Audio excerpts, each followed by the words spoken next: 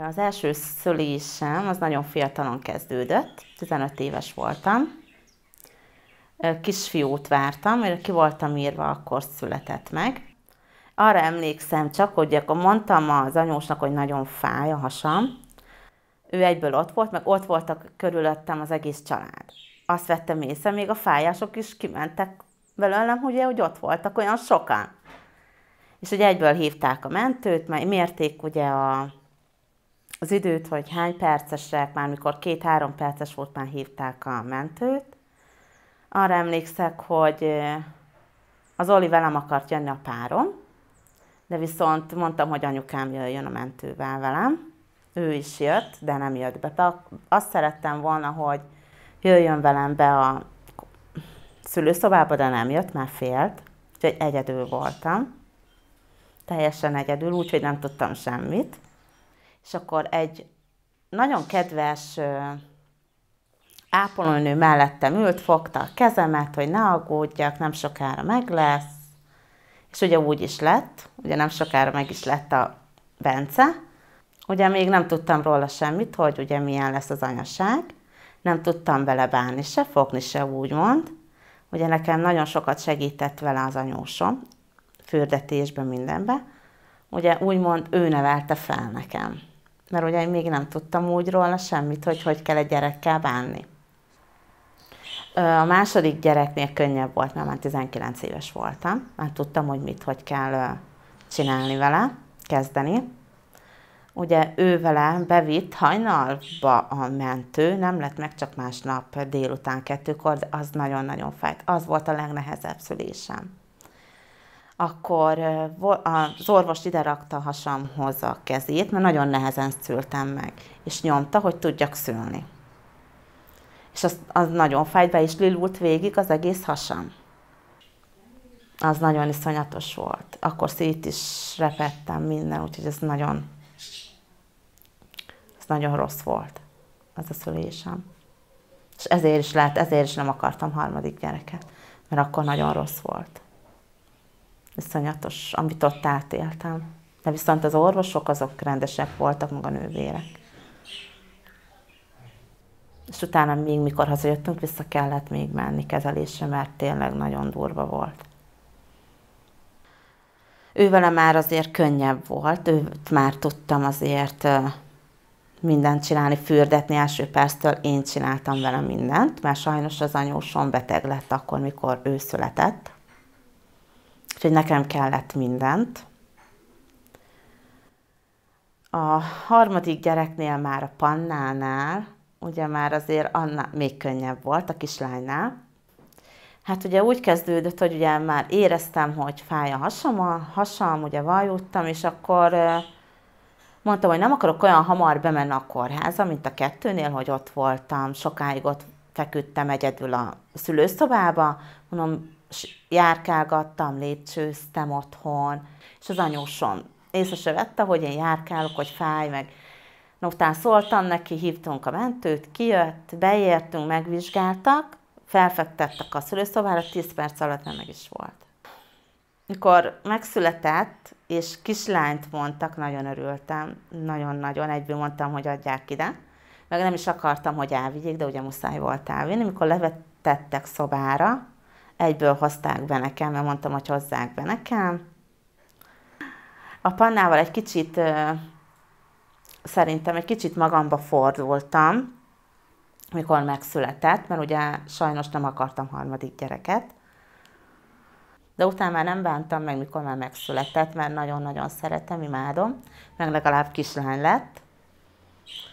De viszont szerintem így egy kis depresszióba estem, ugye, mert ugye senki nem segített akkor, amikor megszületett a Panna, csak én voltam mellette. A párom se nagyon, mert ő is dolgozott, akkor külföldön volt kint, mikor megszületett a kislány, nem is volt itthon. Úgyhogy ugye páromat is elzavartam magamtól, hogy nem. Azt akartam, hogy ő menjen ki, ne is lássam. Egyedül akartam csak a szobában lenni a gyerekkel. Ez volt bennem. Nagyon sokáig. Jó, ha volt egy éves a Panna, akkor jött vissza a szobába. Akkor engedtem vissza, inkább úgy mond. Ugye féltettem a kislányt is, ugye azt akartam, hogy mellettem aludjon egy darabig. Nem akartam még a kislányba se belerakni, csak mellettem. Úgyhogy nagyon féltettem, de hogy miért, azt nem tudom. A 2 fiút annyira nem. Úgyhogy nagyon másabb volt nekem az a szülésem, a 3. Lehet azért is, hogy nem akartam, nagyon depressziós voltam akkor, mikor terhes voltam, nagyon. Már utána jobb lett, ugye, amikor már egy kicsit már észbe kaptam, hogy azért nem kellene így viselkednem, úgyhogy már egy kicsit jobb volt utána. Úgy 2 éves lehetett a Panna, most 6 éves, úgy 2 éves lehetett, akkor volt az abortuszom. Ami nagyon nehéz volt. Ugye, amikor már ott voltam bent, hogy ugye altatás előtt meg akartam magam gondolni. Mondtam is, hogy nem szeretném, de mondta az orvos, megkérdezte vagy 10-szer tőlem, hogy biztos, hogy nem szeretnéd, ez azért vagy itt, hogy mondom, jó, rendben, akkor legyen. És mikor felkeltem az altatásból, nagyon-nagyon sírtam, és azt mondtam, hogy elvették tőlem a babát, és akkor úgy mondta ott egy nővér, hogy ezért jöttél, Anita, hogy elvegyék. Hogy megszakítsák a szülést, és a magzatot. És nagyon-nagyon sokat sírtam, nem bírtam befejezni a sírást, ez nagyon rossz volt. Az igen. És soha többé nem akarok még egy ilyet átélni. Inkább megszülöm, ha úgy van. És nagyon sokszor eszembe jut, álmodok is róla, hogy a kezemben van egy kislány. Mindig kislányról álmodok. Úgyhogy ez olyan rossz, hogy nagyon. Szerintem ezt sose fogom elfelejteni. Bocsánat. Ugye sose akartam ilyet csinálni, de ugye így alakult sajnos. Hát ugye, mink az anyósoméknál lakunk, és ugye 3 szobás a lakás. És akkor ugye nem akartam már több gyereket, mert ugye így is 2 fiú ugye egy szobában van, és mink vagyunk az egyik szobában, meg az anyósék vannak a 3. És akkor így már nem akartam több gyereket. Még a 3. se ezért se akartam amúgy, hogy legyen, mert ugye nem fértünk, úgymond. Úgyhogy ezért, sajnos ezért kellett ezt csinálnom. Inkább soha ne csináltam, inkább megszültem volna. Nem is tudták sokan, még anya se, hogy én ott vagyok. Egyedül mentem be este. Teljesen egyedül voltam. Nem is akartam, hogy sokan tudják. Hát, az nagyon nehéz volt még a szülésemnél is. 3 szülésnél is. Nagyon, az volt a legrosszabb, mikor felkeltem, és már abba voltam, hogy nincs.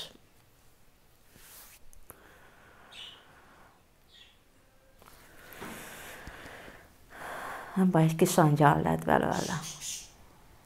És mindig ott van álmomban. Nagyon sokszor van álmomban, és szerintem ő az.